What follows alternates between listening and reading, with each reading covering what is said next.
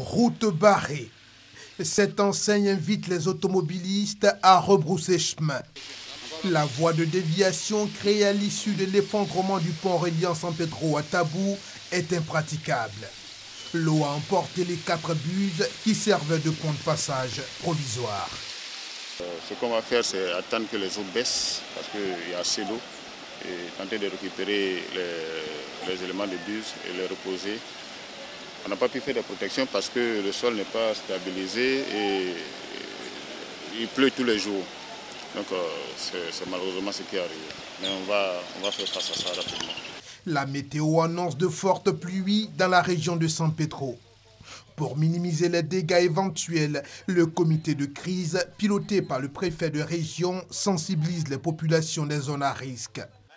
Nous sommes à plus de 145 mm de pluie, alors que la cote d'alerte est située entre 100 et 112 mm de pluie. Une maison s'est effondrée et il y a eu un enfant qui est décédé et 2 autres ont été blessés. Nous sommes allés dans d'autres quartiers et nous avons envisagé la relocalisation de ces personnes-là, puisque la météo nous apprend que le ciel est très chargé et qu'il y aura encore des pluies abondantes.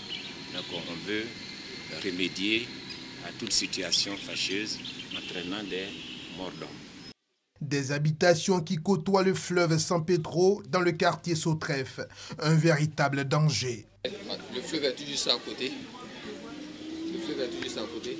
Donc si vous voyez tout le mur ici, il doit aller jusque là. C'est-à-dire les habitants de cette maison sont exposés à de grands dangers. Nous avons bien saisi. Je vais passer le message à tous ceux qui sont dans cette situation pour qu'on déguerpille les lieux et aller sur les sites indiqués.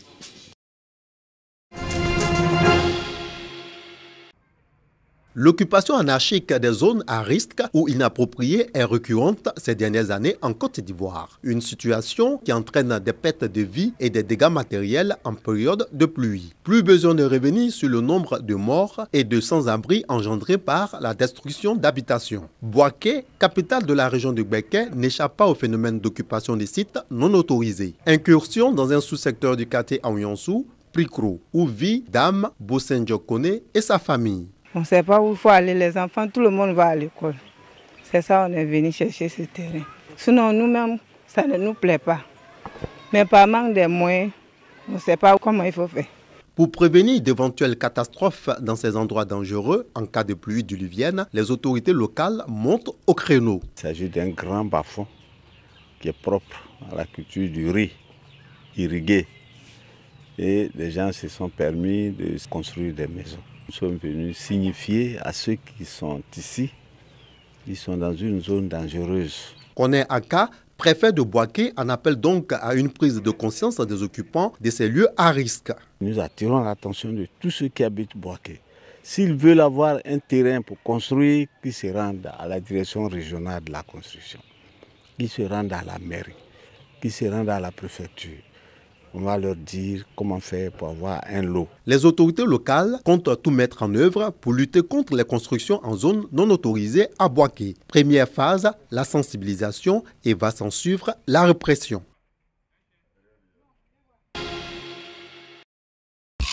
Mizeki. Que personne ne bouge. Que personne ne bouge. Que personne ne bouge. Est-ce que ça va? C'est reparti pour Baby Dance Battle, le plus grand concours de danse urbaine de Côte d'Ivoire. Pour cette phase de présélection, 40 groupes étaient en compétition ici à la RTI.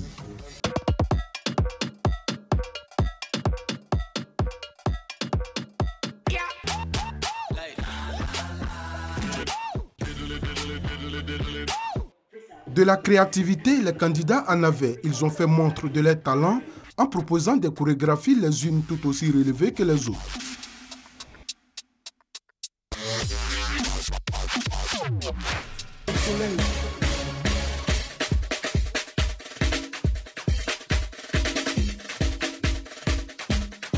Composé de danseurs et de chorégraphes professionnels que sont Didier Volcano, Annick Choco, Keivon et Rodney Moketonga, le jury s'est lui-même prêté au jeu en proposant une chorégraphie au son des musiques du moment.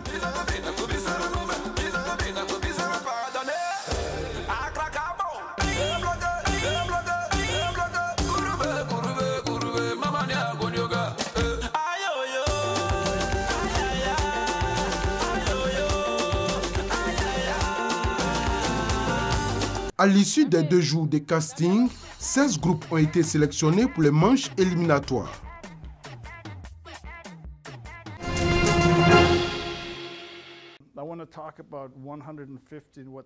Dans le sud-ouest du Canada, Dixon Terre Basket s'est fixé une mission, rappeler aux enfants indiens les origines de leurs ancêtres.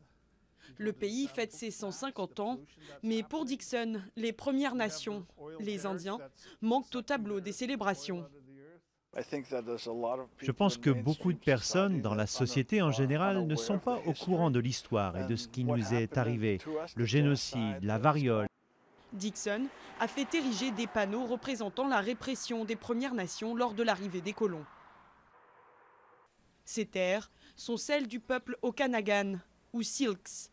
Cette fédération de tribus ne compte aujourd'hui plus que 6000 membres. La variole apportée par les colons a décimé la communauté. On essaye de faire de notre mieux et de nous rassembler en tant que peuple à travers les communautés et les nations. Michael Johnson tente de préserver la langue de ses ancêtres, pratiquement oubliée depuis que l'anglais est devenu la langue obligatoire à l'école. Aujourd'hui, on estime que seule une quarantaine de personnes parlent couramment la langue des Syilx. La plupart d'entre eux sont très âgés. Chaque semaine, ce groupe se rassemble pour discuter et s'enregistrer pour un cours de langue. C'est crucial pour chacun d'entre nous en tant que peuple Syilx de sentir le lien avec notre terre, notre histoire. Pour surmonter les difficultés économiques des Premières Nations, des initiatives existent. Comme ce vignoble, le premier à appartenir à des Indiens en Amérique du Nord. Ou encore en réintroduisant des poissons dans les rivières. Mais avec des taux de chômage élevés et un manque de ressources, les peuples indigènes sont pourtant encore loin de profiter de la prospérité du Canada.